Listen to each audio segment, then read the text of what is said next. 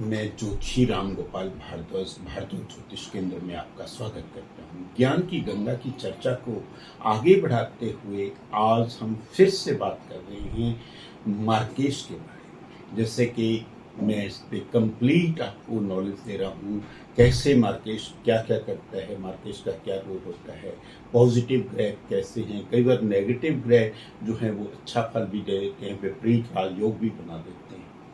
उसके बारे में सब चीज़ों के बारे में बताने लगा हूँ। आओ शुरू करते हैं कर्क लगन की कुंडली में। कर्क लगन का मतलब ये है जो 4 नंबर से शुरू होती है। इसका लगन लग्नेश जो है चंद्रमा है। चंद्रमा की प्लेसमेंट पे डिपेंड करता है कुंडली को जो है किस तरह से बनती है। जैसे इसमें 2 जो भाव हैं, ये सप्तम भाव और ये भाव मारक भाव होते हैं। लेकिन यहाँ पे मारक सूर्य को हम मारक ग्रह इसलिए नहीं कह सकते, ये लगन का मित्र है, इनकी वृत्ति अलग है। चंद्रमा जो है शीतलता का कारक ग्रह है, सूर्य एक अग्नि का कारक ग्रह है। वो तब तक मारक ग्रह नहीं है, मित्र है। चंद्र का मित्र जो है मंगल भी पूर्ण रूप से परम मित्र है, चंद्रमा का बृहस्पति भी परम मित्र है। और इस कुंडली में पूर्ण रूप से सूर्य जो है मारक भाव में बैठा है, मारक नहीं है तब तक जब उसकी प्लेसमेंट बहुत बढ़िया है। जैसे सपोज करो यही सूर्य अगर नीच का हो जाता है, फिर इसमें डबल नेगेटिविटी आ जाती है, क्योंकि एक तो मारक भाव में बैठने के कारण और नीच का सूर्य आत्मा का कारक ग्रह होता है, सूर्य पिताओं का कारक ग्रह होता है। इस कुंडली में कुटुंब का कारक ग्रह है, धन देने वाला ग्रह है, वाणी का मालिक होता है। फिर वो हर जगह पे प्रॉब्लम करना पड़ेगा। फिर वो चाहे वैसे अगर सूर्य की प्लेसमेंट अपनी स्वयं राशि में बैठा है तो वाणी में तो कड़क होगा, स्ट्रांग होगा, अच्छे परिवार से बिलोंग करता होगा। लेकिन अगर उसकी प्लेसमेंट सूर्य की नेगेटिव हो जाती है, जैसे नीच का हो गया या किसी ऐसी जगह पे बैठ गया, नुकसान के घर में बैठ गया, तो धन संबंधी समस्याएं देते हैं। वैसे भी मारक ग्रह का क्या होता है, मौत तुल्य कष्ट देना। जब भी उसकी दशा, महादशा, अंतरदशा या सूक्ष्म दशा या गोचर या शनि, जैसे इस कुंडली में शनि की जो है मारक शनि इस कुंडली में मारक ग्रह है। वैसे तो वो विपरीत राजयोग भी बना देता है, अगर वो वहां पे बैठा हो तो विपरीत राजयोग भी बना देता है। लेकिन जब भी इसकी दशा अंतरदशा आएगी वो कष्ट भी देगा, नाश करने वाला ग्रह होगा, प्रॉब्लम्स ऑब्स्टेकल्स देने वाला ग्रह होगा। अगर किसी कारणवश ये पूर्ण रूप से शनि नीच का हो गया तो ये पार्टनर हाउस का भी मालिक है, ये और ज्यादा प्रॉब्लम। एक मारक ऊपर से नीच का, ये जो है नेगेटिव ग्रह होने के कारण फिर ये कोई भी राजयोग इसमें काम नहीं करेगा, ना तो विपरीत राजयोग काम करेगा, ना कोई और काम करेगा, कोई भी। वो अति ज्यादा प्रॉब्लम्स देगा लाइफ में। इस तरह से चंद्रमा इस कुंडली का योग कारक ग्रह है। चंद्रमा की प्लेसमेंट डिपेंड करती है कहाँ पे बैठा है, तो योग कारक ग्रह है। और मंगल इस कुंडली का सबसे ज्यादा योग कारक ग्रह है, लगन से भी इम्पोर्टेंट है। उसके पास 2 डिपार्टमेंट है, कर्म का डिपार्टमेंट भी मंगल के पास में है और बुद्धि का भी।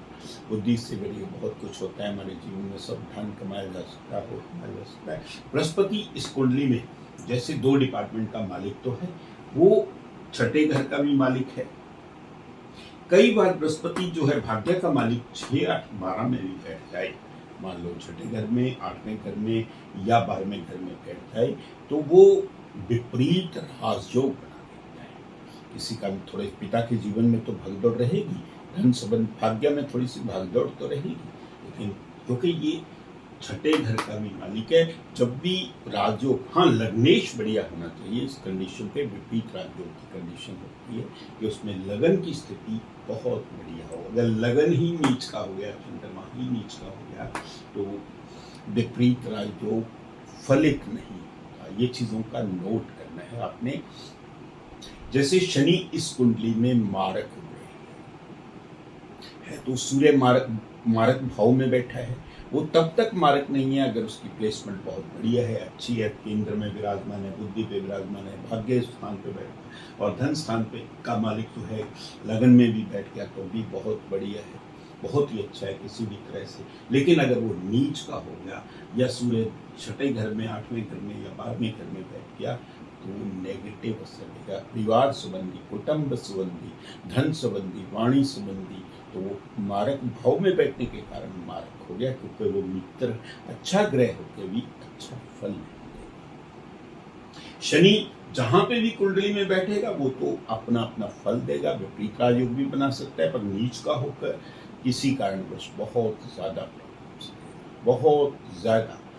शनि जो है, अगर सपोज करो भगदौड़ के स्थान पे बैठ गया तो पत्नी के संबंधों में तनाव रहेगा, प्रॉब्लम्स रहेगी, क्योंकि ये घर बढ़िया नहीं। इसी तरह से चंद्रमा का मोती अगर उसकी प्लेसमेंट सही है, इसमें धारण किया जा सकता है, और उसमें जो है पूर्ण रूप से मंगल का मूंगा जो है वो धारण किया जा सकता है, अगर उसकी प्लेसमेंट सही है।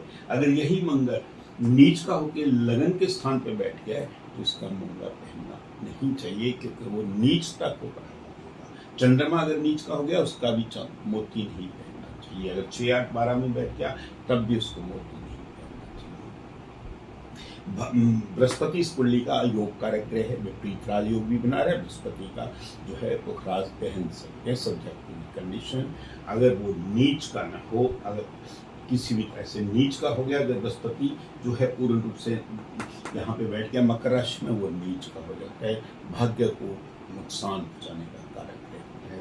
इस कुंडली का सबसे नेगेटिव ग्रह जो है बुध है, मार्केश नहीं है उसके पास में, क्योंकि वो चंद्रमा का मित्र नहीं है, वो भाग्य का कर्म का मित्र नहीं है, वो इसका समग्रह है। तो बुध का कभी भी करक लगन की कुंडली में बुध का जो है पन्ना कभी भी धारण नहीं करना चाहिए। इसी तरह से शुक्र इस कुंडली का जो है समग्रह है, सम, क्योंकि वो किसी कारणवश उसके पास में बहुत बढ़िया डिपार्टमेंट है, 2 डिपार्टमेंट बहुत बढ़िया डिपार्टमेंट है। सुखों का भाव, सुख कहते हैं घर, मकान, गाड़ी, बंगला, जीवन में जितने सुख हैं वो चंद्रमा शुक्र उसका मालिक है, और आमदन का, बड़े भाई बहन का भी मालिक है। लेकिन किसी कारणवश जो है वो समग्रह इसलिए हो गया क्योंकि उसकी बृहस्पति से इतनी ज्यादा मैत्री नहीं। शुक्र और मंगल आपस में जो है अपोजिट ग्रह हैं, जैसे मंगल एक देव ग्रह है, शुक्र एक दैत्य ग्रह है, और सम इसलिए बना है क्योंकि जब भी मैरिज होती है, विवाह होता है, तो हमें शुक्र और मंगल की ही शादी होती है असल में, क्योंकि मंगल जो है फिजिकल बॉडी का कारक ग्रह होता है, जोश का कारक ग्रह होता है, सेनापति ग्रह होता है। शुक्र ऐश्वर्य सुखों का कारक ग्रह होता है, विवाहिक लाइफ को चलाने वाला है। सो इसका भी नग पहना जा सकता है, सब्जेक्ट टू दी कंडीशन वो कुंडली में नीच का नग होकर बैठा हो। अगर शुक्र नीच का होकर बैठा है कभी भी नग नहीं पहनना। अगर 6, 8, 12 में बैठ गया तो यहाँ पे ये विपरीत राजयोग भी नहीं बनाएगा, तब भी ये नुकसान ही करेगा। इसी तरह से हमने क्या जाना है, कर्क लगन की कुंडली में मारक ग्रह शनि की, शनि का कभी भी नग नहीं धारण करना, चाहे शनि अपनी स्वयं राशि में बैठा हो, या शनि विपरीत राजयोग में बैठा हो, या शनि लगन में भी बैठा हो,